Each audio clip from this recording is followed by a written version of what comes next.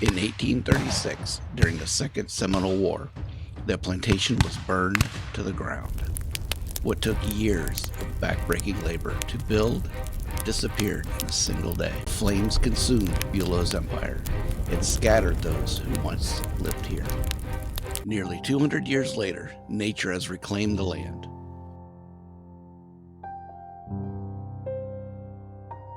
Oaks, vines, and moss creep over the ruins.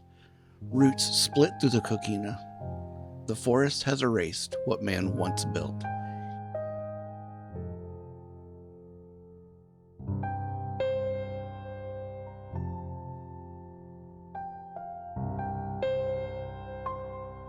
Yet the silence here carries the memory of all who have come before.